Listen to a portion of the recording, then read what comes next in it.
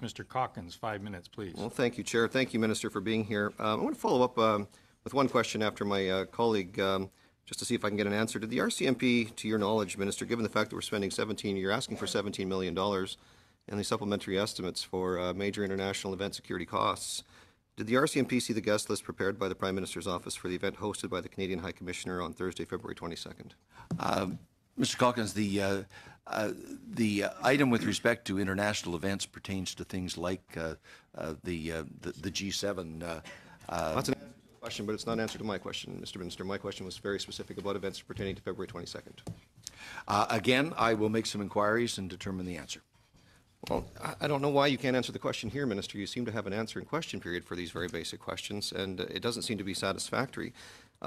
Minister, you should be aware, I mean, you're a veteran here at this House, as am I. You're aware that when a minister or the Prime Minister travels to a foreign country, that Global Affairs desk in that country would have a guest list for a mission event in which the Prime Minister or Minister would attend. You would be aware of that. And once that list has been compiled by that mission, you would know that the vetting process that mission would undertake involves the geographical and security desks involved at Global Affairs Canada, which involves the people from the organizations who are sitting around you at this table. Do you honestly expect us to believe that the mission staff, in coordination with Global Affairs counterparts, would not have significant information in regards to invited attendees concerning security concerns and matters that might affect the national interest or Canada's reputation globally? Mr. Calkins, I appreciate your keen interest in this subject matter, but once again, you're asking us to discuss here operational issues that bear upon national security.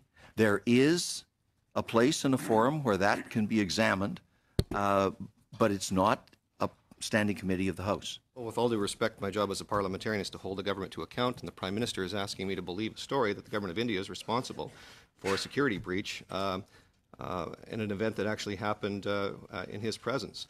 So far, we've got conflicting stories from a Canadian citizen who is a convicted attempted murderer and has been identified with a terrorist organization, who was at an event not only with the Prime Minister, but is seen in photographs with the Prime Minister's wife in a foreign country, of which a serious diplomatic incident has been erased. You expect us to believe that the Prime Minister's story, that he was advised by someone in your department or in your agency or in the Privy Council office who would have significant knowledge about this, is laying the blame at the foot of the Indian government, which the Indian government refutes at every angle. So, Mr. Minister, I'm asking you for some clarity on this. Canadians have a right to know. This affects our country's reputation. This affects our image. This affects our trade. And Canadians have every right to know. And you've told me that I have another forum that I can find out this information, yet you haven't told me what that forum is. So could you please just explain it here to this committee, because this committee is tasked with the oversight of the money that you're spending through your department on behalf of taxpayers to make sure incidents like the one we're talking about doesn't happen. Members that we are studying estimates, and I appreciate that relevance is a loose concept, but nevertheless, if we can tie our questions in some manner or another to the estimates, that would be helpful. Mr. Chair, thank you. Just by the nature of the way Mr. Calkins phrased himself there, you can see, Mr. Chair and Mr. Calkins, how quickly your line of questioning gets to classified information. And by my oath of office, I am not permitted to deal in public with classified information.